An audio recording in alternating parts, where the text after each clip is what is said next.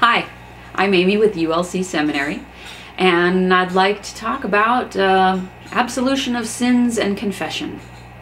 If you were brought up Catholic, you are quite familiar with the whole concept of confession.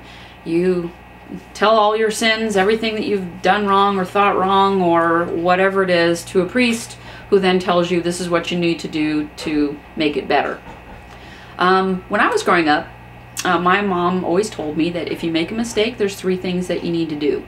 You need to first apologize, then fix it if you can, and the third thing is put the person in a better position than they were before you did the harm.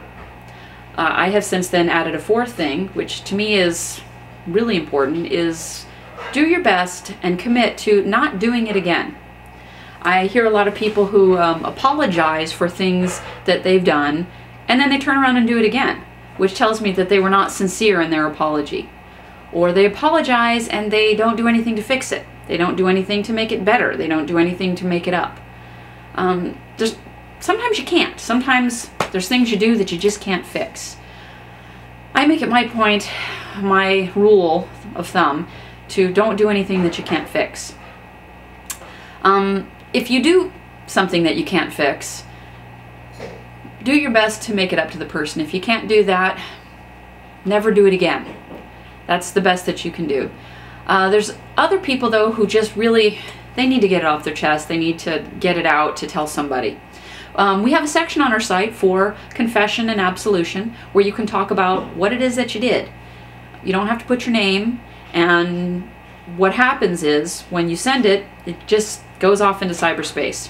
Those emails are not kept anywhere. They don't actually even go anywhere. They're not saved. They are just sent out. And that's kind of our way of giving you the opportunity to get it out and send it out into cyberspace, or to the Supreme Being, God, the universe, whichever. And if you are sincere in your desire to seek forgiveness for it, to release your burden, this is an opportunity for you to do so. I would also suggest that you take a look at those 4 steps. When you've made a mistake, you need to own it. Recognize it. Realize you've made a mistake and apologize. If the person says, I don't accept your apology, still do what you can to make up for it. Make amends. Put them in a better position than they were. We try and do that with the seminary when something doesn't get sent out, whether it's through our fault or through the post office. If we can, we send a little extra something as an apology.